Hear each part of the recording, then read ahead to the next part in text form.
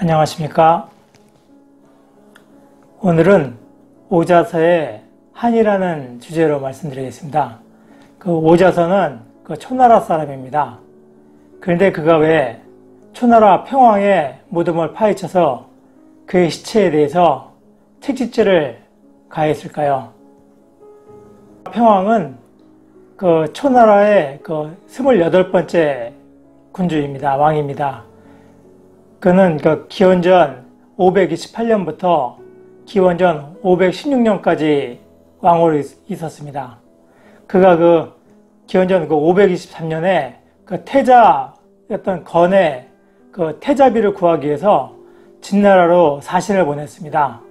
비묵이라는 사람을 보냈는데, 그가 진나라에 도착해서 공주인 배경을 보니까 참으로 아름다웠습니다. 초나라로 돌아와서 평왕에게 공주가 아름다우니까 차라리 평왕이 공주 배경을 칙실로 삼아라. 태자한테는 딴 사람 태자비로 주고 배경을 칙실로 삼아라 하고 권유를 합니다. 평왕이 그 말을 듣고 진나라 공주 배경을 보니까 진짜 아름다웠던 거죠. 그러니까 자기가 칙실로 삼고 태자한테는 다른 사람을 부인으로 줍니다. 그렇게 되니까 평왕에게 비무기가 이제 신뢰를 얻게 됩니다. 그러니까 측근으로 이제 활동하게 되는데, 그러니까 비무기는 그 상태에서 이제 걱정이 되는 거죠. 그러니까 나중에 태자가 이 일에 대해서 원한을 품었을 텐데, 그렇게 되면 나중에 자기는 죽은 목숨이다 생각이 되니까 자꾸 태자하고 평왕 사이를 이간질을 합니다. 그래가지고 태자는 결국 변방으로 쫓겨납니다. 변방을 지키도록 지시를 받고 변방으로 가서 평왕하고 태자 건은 사이가 좀 멀어지게 되죠. 그런데 그래도 또 불안한 거죠. 아무래도 태자가 살아있으면 나중에 또 왕이 되면은 자기가 곤란하니까, 태자가 반란을 깨하고 있다 하고 얘기를 합니다. 그러니까 평왕이 크게 화를 내면서 태자 건하고 그 사부였던 오사를 잡아오게 합니다. 그러니까 오사는 잡아왔는데 태자 건은 도망쳤죠, 이미. 그런데 그때 오사에게는 출중한 아들이 2명 있었습니다. 한 사람은 오상이라는 사람이 있었고, 또 한 사람은 오자서라는 사람이 있었는데, 그 두 사람의 능력이 뛰어난 걸 아니까 걱정이 됐던 거죠. 그래서 비무기가 저 두 사람은 내버려두면 안 된다 하고 참소를 하니까 평왕이 오사한테 아들을 불러라 하고 지시를 내립니다. 그러니까 오사가 자기가 편지를 보내면 오상은 달려올 테지만 오자서는 오지 않을 것이다 하는 얘기를 합니다.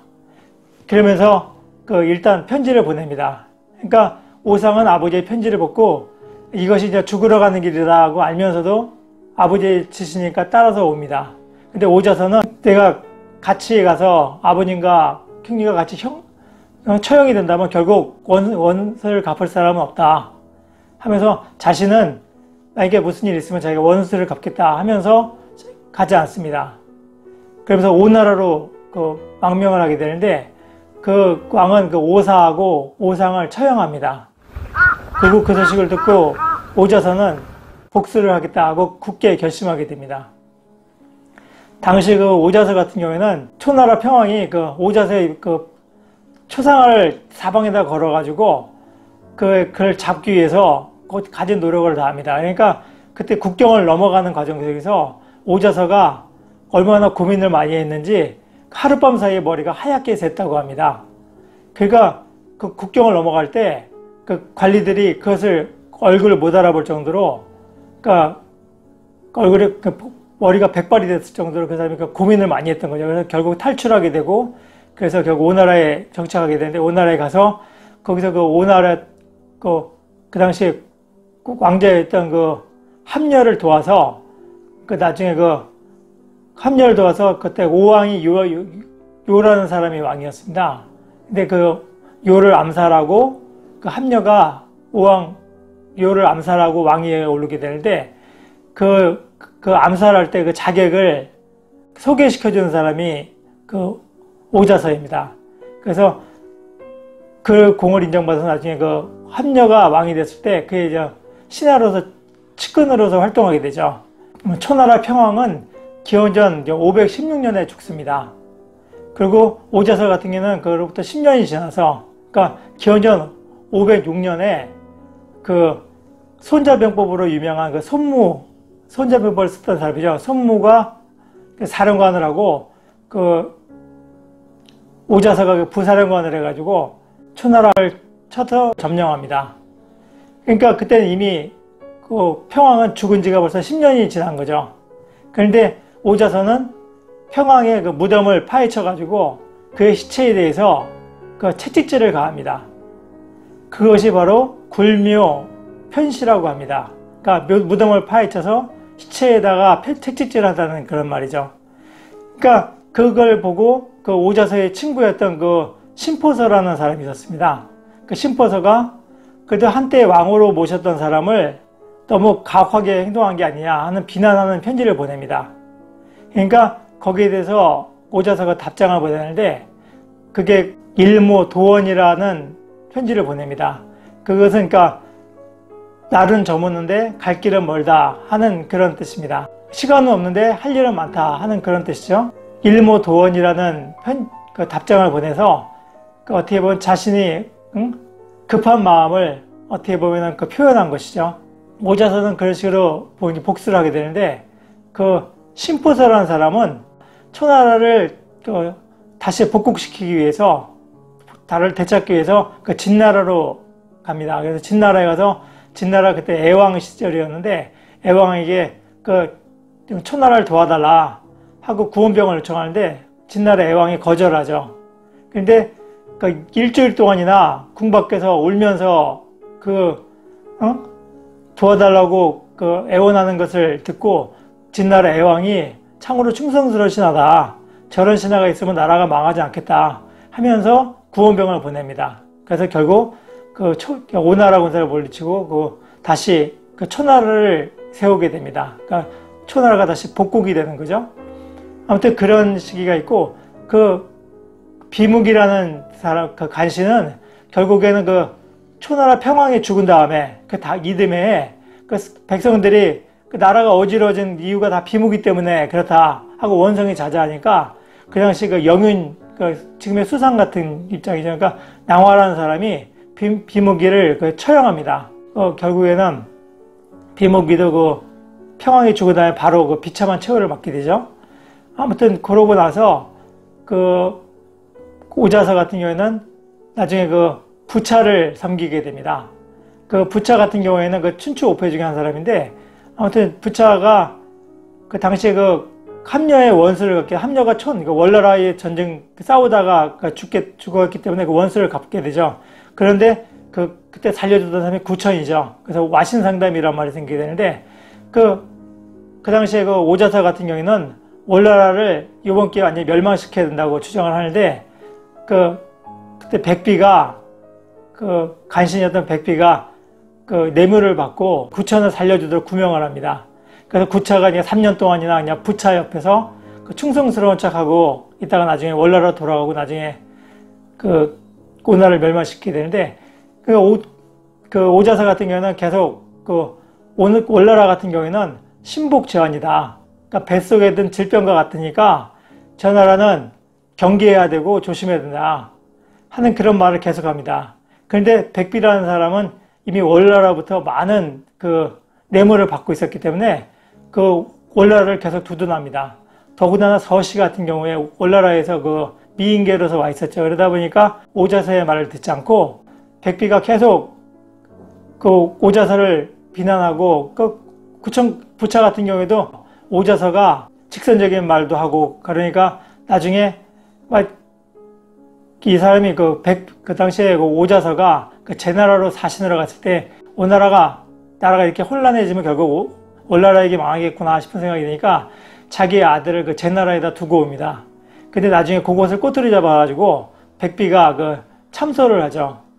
그러니까 비난하는 말을 하니까 그 말을 듣고 나중에 부차가 오자서에게 자결하라 하고 복음을 내려서 자결하라고 합니다. 그러니까 오자서 같은 경우는 죽으면서 자신의 눈을 뽑아서 월나라가 바라보이는 성에다 걸어놔라.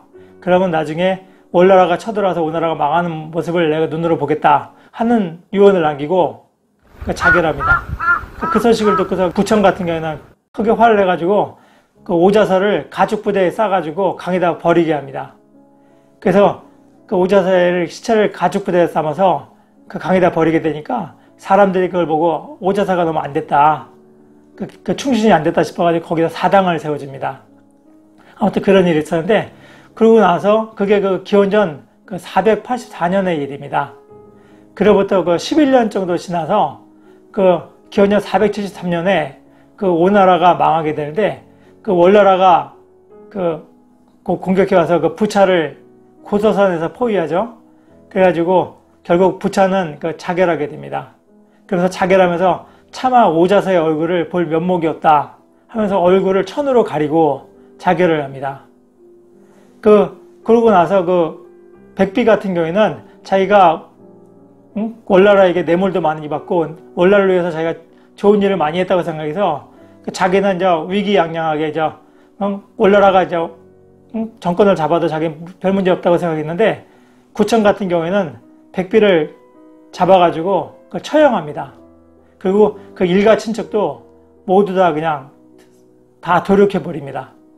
그러니까 구천 같은 경우에도 백비 같은 인간이 도움이 안 되는 인간이라는 걸 아는 거죠. 백비라는 그 간신은 사실은 그 초나라 사람입니다. 그래서 원래 그 비무기에 의해서 그 사람, 백비의 아버지도 그 대신이었는데, 아까 얘기했던 비무기에 의해서 모함을 받고 죽은 사람입니다. 그러니까 오자서랑 어떻게 보면 처지가 비슷했던 거죠. 그래서 백비가 왔을 때 오자서가 함녀에게 백비를 청거해가지고 같이 정치 활동을 했던 겁니다. 그런데 결국에는 오자서를 배신하고 배은망덕했던 거죠. 그러다가 결국에는 그야말로 비참한 최후를 마쳤으니까 어떻게 보면 인과응보라고 할 수 있습니다. 오자서 같은 경우에는 보통 격정의 인물이다 하고 평하고 있습니다. 그러니까 굉장히 격정적인 사람이었죠.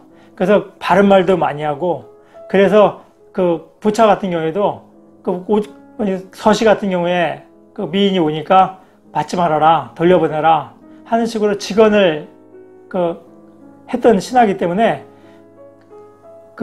어떻게 직언을 하다가 결국에는 충원을 하다가 결국에는 비참하게 죽죠.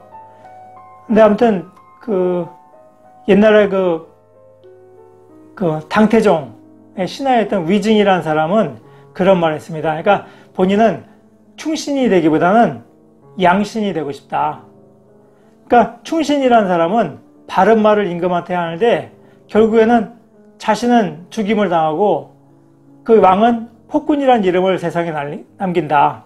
그런데 양신이라는 것은, 그러니까 어질양자죠. 좋은 신하라는 것은 본인도 명예롭고 군주도 왕도 성군으로서 이름을 역사에 남기니까 자신은 충신이 되기보다는 양신이 되고 싶다 하는 말을 했습니다. 당태종이라는 사람은 우리나라 안시성 싸움에서 양만춘 장군에게 패했던 당나라 왕이죠. 근데 그 사람이 정치는 굉장히 훌륭하게 잘했던 사람입니다. 그래서 그 사람의 치세를 정관의 치라고 하는데, 중국 역사상 가장 태평성대를 이뤘던 시기 중에 하나입니다. 그렇게 훌륭했던 왕이었죠. 근데 아무튼 그의 가장 훌륭했던 신하가 또 위증이었던 거고, 근데 오자서와 같은 경우에는 본인은 굉장히 바른 말하고 강직한 신하죠. 그래서 올바른 말을 했지만 결국에는 바른 말을 했던 것 때문에 본인은 죽고 가족들은 어려움에 빠지게 됩니다. 저는 개인적으로는 오자서 같은 처신은 별로 그렇게 권하고 싶지는 않습니다. 한편 오자서 같은 경우에는 어떻게 보면은 부모가 부르고 왕이 부르는데도 불구하고 이것은 함정이다 하는 것을 느꼈을 때 결연하게 가지 않습니다. 하고 부모의 원수, 형제의 원수를 끝끝내 뭔가 어려움을 극복해서 그 원수를 갚습니다. 그러니까 사마천의 사기에 보게 되면 오자서 같은 경우에는 작은 위로움을 버리고 큰 치욕을 씻어서 역사에 이름을 남겼다 하는 말을 하면서 강인한 대장부다 라고 오자서를 평했습니다. 오자서 같은 경우에는 복수를 하고 나서 그 부차이가 그 본인의 그 얘기를, 그 충원을 잘 들어주지 않았을 경우에는 그때는 벗어나서 유유자적한 생활을 했었으면 어땠을까 하는 생각을 합니다. 오자서의 오직하지만 비극적인 최후와 그 범여의 그 토사구팽을 피해가지고 구천을 피해서 올라를 벗어났었죠. 그의 그 유연한 처세. 그래서 그 사람은 결국 말년에는 굉장히 부유하고 행복하게 말년을 보내죠. 장수하기도 하고. 그러니까 그의 처세와 그게 크게 어떻게 보면 대조된다고 할 수 있습니다.